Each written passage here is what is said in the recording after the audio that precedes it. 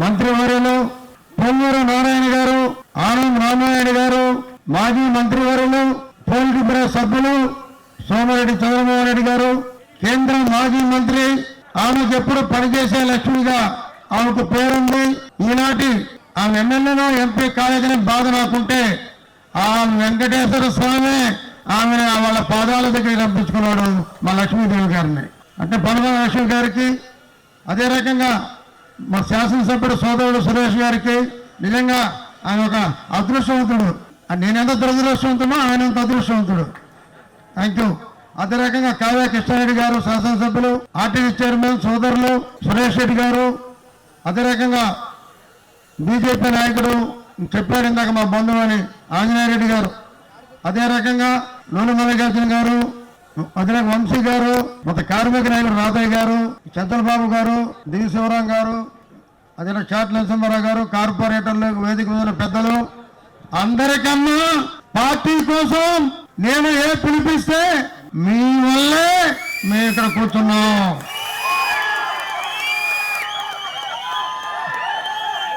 కార్యకర్తలు లేదే పార్టీ లేదు, నాయకులు లేడు, ఎవరూ లేరు. కార్యకర్తల క్షేమమే నా ధ్యేయం. నేను ఎప్పుడు చెప్తా, ఇప్పుడు చెప్పాడు ఆంజనేయ రెడ్డి నీకు ప్రాణం ఇచ్చేవాళ్ళు ఉన్నారని, అందుకనే నా ప్రాణం ఇంకా నిలబడి ఉందని చెప్పి నేను మనవి చేస్తున్నాను. ఒక్కొక్కసారి వాళ్ళ అభిమానం చూస్తే నాకు కన్నీళ్ళు వస్తాయి. ఎందుకంటే ఆ ప్రేమ చూసినా, ఆ ఆప్యాయత చూసినా, ఏ పిలిపించినా వస్తుంటే నిజంగా ఏంటిది వీళ్ళకి ఎప్పుడు న్యాయం మనం చేయగలుగుతాం అనే ఆలోచన నాలో ఎప్పుడూ కూడా ఉంటుంది. దానికి నాయకులందరూ కూడా నాకు సహకరించాలని చెప్పి ముఖ్యంగా నేను వారు కోరుతున్నా. ఈ పదవి నాకు ఇచ్చినటువంటి, నన్ను నమ్మి నా మీద పెట్టినటువంటి మన ప్రియతమ నాయకులు చంద్రబాబు నాయుడు గారు, నా దైవం నందమూరి బాలకృష్ణ గారు, లోకేష్ గారు, నారాయణ గారు, మిగతా మంత్రులు, శాసనసభ్యులు, నాయకులు అందరికీ ప్రత్యేక ధన్యవాదాలు అర్పిస్తున్నాను. ఈ పదవి నాకు వచ్చిందంటే కార్యకర్త పెట్టిన భిక్షే అని చెప్పి మనం చేస్తా ఉన్నా. ఎందుకంటే ఏ రోజైనా ఒక కార్యకర్తే నాకు ముఖ్యం అని చెప్పి మనం చేస్తున్నా. నేను ఎప్పుడో చెప్పాను, నేను నాకు కన్న తల్లిదండ్రుల కన్నా, భార్య బిడ్డల కన్నా కార్యకర్తలే నాకు ముఖ్యం. ఇది వాస్తవం, నేను రాజకీయంగా చెప్పడం కాదు. ఎందుకంటే ఇది ఎందుకంటున్నానంటే నా పిల్లకాయలు, నా భార్య, మా నాన్న అమ్మ అయితే నా బిడ్డకు పదవి రావాలా, నా భర్తకు పదవి రావాలా, మా నాయనకి పదవి రావాలని కోరుకుంటారు. కానీ ఏదీ లేనటువంటి వీరందరూ కూడా శ్రీనివాసరెడ్డి పైకి రావాలని కోరుకున్నారంటే అది మీ గొప్పతనం. అందుకనే ఫస్ట్ నేను చేయబోయేది నారాయణ గారు క్లీన్ అండ్ గ్రీన్ నెల్లూరు జిల్లాని ఎలా తయారు చేయాలనుకుంటున్నారో, వారి తోడుగా రామనాయుడు గారు, ఎమ్మెల్యేలు గారు, వారి అడుగులో నూనా కూడా క్లీన్ అండ్ గ్రీన్ లో పాల్గొంటూ నెల్లూరు జిల్లాని ఐ లవ్ నెల్లూరు, ఒకసారి అందరూ గట్టిగా రావాలి, ఐ లవ్ నెల్లూరు.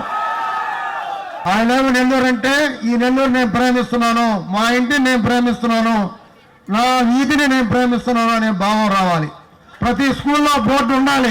ఇప్పుడు పోయిసారి నారాయణ గారు రొట్ల పండక్కి అందరి చేత అక్కడ వచ్చి కాగితాలు ఇచ్చారు. నేను అనుకుంటున్నా, ఒకరోజు మద్రాసు నుంచి వస్తుంటే నేను, మా భార్య, నా కొడుకు, కూతురు వస్తుంటే నేను మొక్కజొన్న కంకి తిని బయటకు పోయాను కారులో నుంచి. నా కొడుకు గట్టిగా పట్టుకున్నా, చెయ్యి ఏరా అన్న, రోడ్లో వేయకూడదునా అని చెప్పి వాడు కారు ఆపి పక్క పోయి పొదలేసి వచ్చాడు.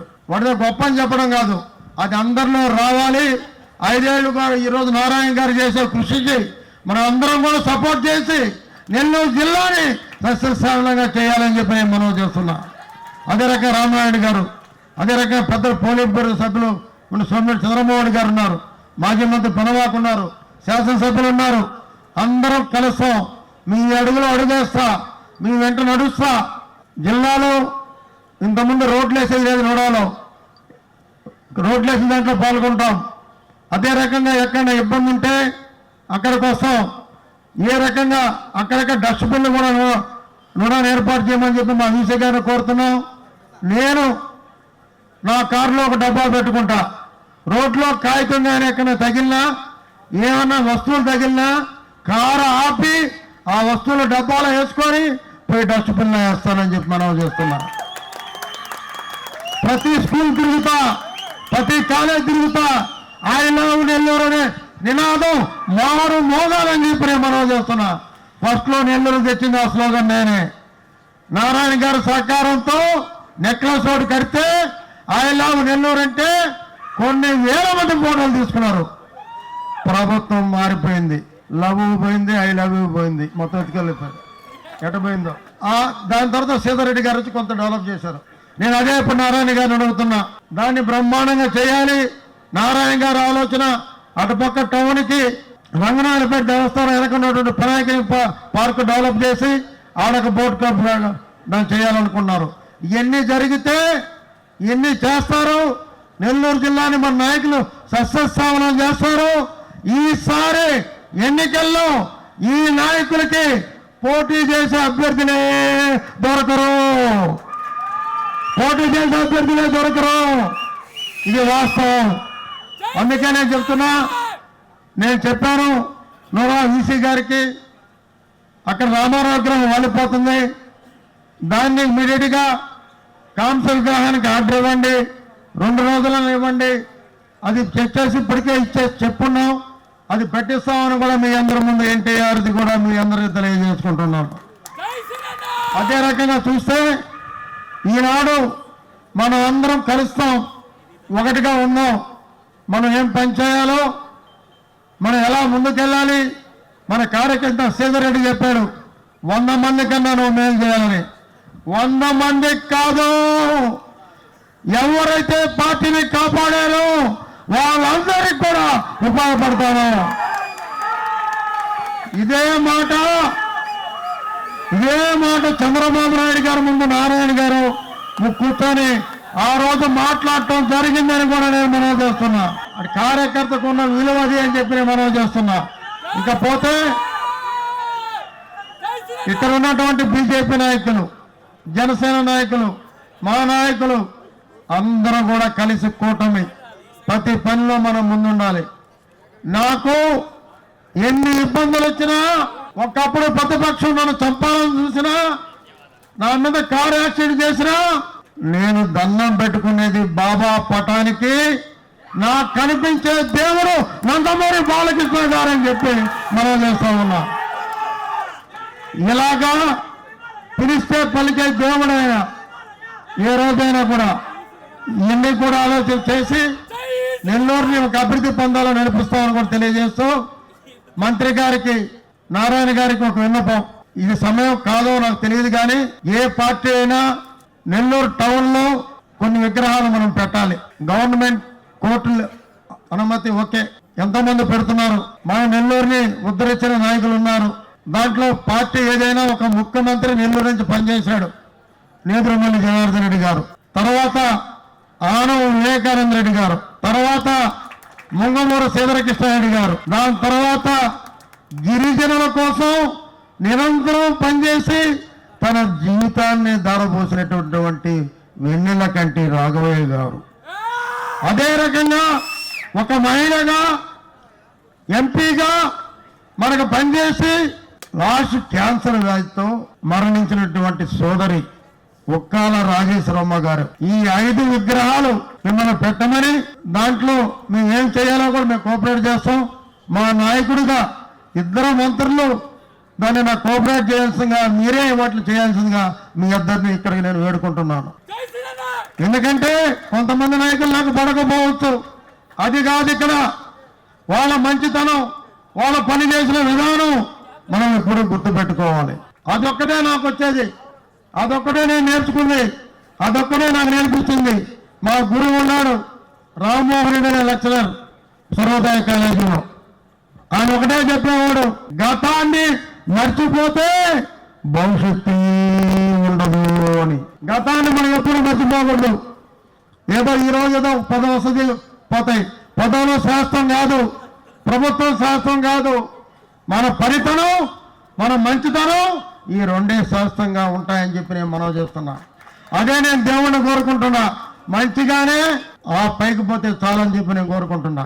ఇందాకనే చెప్పాడు, నేను ఎప్పుడూ చెప్తుంటా, నా కార్యకర్తలు నాకు ముఖ్యమని. నా కార్యకర్తల తర్వాతే నాకెవరైనా అని చెప్పి నేను చెప్తుంటా. వారు చేసిన కృషి అయింది నాకు తెలుసు. ఇంకొకటి, ఇప్పుడే ఆంజనేయ రెడ్డి గారు చెప్పారు నా శ్రీమతి అని. వాస్తవం. ఎందుకంటే నా కోసం అన్ని వదులుకొని నాతో నడిచింది, నా అడుగులో అడుగేసింది. వాస్తవంగా ఎత్తుకుంటే ఆనాటి పరిస్థితుల్లో ఎన్నో కష్టాలు అనుభవించింది. నాకు ఇబ్బందులు వచ్చినప్పుడు ఒక ధైర్యాన్ని నింపేది. రాత్రిపూట నన్ను కూర్చోబెట్టి రాజకీయం ఇలా కాదు అని ఒక ధైర్యాన్ని నింపినటువంటి నా భార్యనికి అభినందిస్తున్నాను. ఇది వాస్తవం. ఆంజనేయ రెడ్డి చెప్పారు కాబట్టి నేను చెప్పాల్సి వస్తుంది. అంటే చెప్పవా అని కాదు, చెప్తాను. అది కూడా కార్యకర్త తర్వాతే. అయినా ఈరోజు ఇక్కడ ఒక మంచి నోడా స్టాఫ్ ఉంది, అందరు ఉన్నారు. వీసీ గారు మంచి వ్యక్తి ఉన్నారు. దీన్ని మనం డెవలప్ చేయాల్సిన అవసరం ఉంది. చంద్రబాబుకి మంచి పేరు తేవాలి, నారాయణ గారికి మంచి పేరు తేవాలి, లోకేష్ గారికి మంచి పేరు తేవాలి. అదే రకంగా నన్ను ప్రేమించే నా ప్రాణం, నా దైవం నందమూరి బాలకృష్ణ గారికి మంచి పేరు తేవాలని చెప్పి కూడా నేను మనవి చేస్తున్నా. మరొకసారి మీ అందరూ కూడా నా కృతజ్ఞత తెలియజేస్తూ ఈ పదవి నా కార్యకర్తలందరికీ అంకితం చేస్తున్నా అని చెప్పి కూడా మనం చేస్తున్నా. నీతి నిజాయితీగా పరిపాలిస్తా. గతంలో వేసిన దొంగలే ఓట్లు 182 ఉన్నాయని చెప్పారు నారాయణ గారు. వారు ఏ ఆర్డర్ ఇస్తే దొంగలే ఓట్లు భర్తం అని చెప్పి తెలియజేస్తున్నాం. ఎందుకంటే ఏ మధ్యరకం కుటుంబీకులు కూడా ఫ్లాట్లు కొని మోసపోకూడదు. అదే రకంగా కొంతమంది కాలువలు బూట్ చేసి కూడా లేఅవుట్లు వేస్తున్నారు. తిరిగి ఆ కాలువలు జిల్లాలో ఎక్కడైనా వాళ్ళ వెనక ఎవరున్నా తిరిగి ఆ కాలువలు తవ్వటం జరుగుతుందని కూడా తెలియజేసుకుంటున్నాను. చివరిగా ఒకటి చెప్తున్నా, మీ మీద ప్రమాణం చేసి చెప్తున్నా, మీ అందరికీ మంచి పేరు తెస్తా, మీ అందరిని కాపాడుకునే బాధ్యత తీసుకుంటా. నా శక్తి వరకు మీకోసం పనిచేస్తా. నా కొడుకు డాక్టర్ వాడు చెప్తున్నాడు, నేను తప్పకుండా ఉచిత సేవ చేస్తాను, ఉచిత వైద్యం చేస్తానని నా కొడుకు చెప్తున్నాడు. తప్పకుండా చేయిస్తాం. అందరికి ఇక్కడ బాగా సహకరించిన అధికారులకి, ముఖ్యంగా నేను రాజకీయంగా పెరగడానికి నాకు సహకరించినటువంటి పోలీసు వ్యవస్థ నేను తగ్గు పెట్టుకున్నా. అపోజిషన్లో ఎన్ని చేసినా నేను ఎదగడానికి కారణం కూడా పోలీసు వ్యవస్థే. అది ఎక్కడైనా నేను చెప్పుకుంటాను, దాంట్లో డౌట్ లేదు. అంటే ఆ మంచితనం వాళ్ళలో నాలో ఉంది. అందుకే చివరగా మీ మనసుకి నచ్చేలా, నాయకులు మెచ్చేలా నా పరిపాలన ఉంటుందని చెప్పి కూడా తెలియజేస్తూ, చంద్రబాబు నాయకత్వం.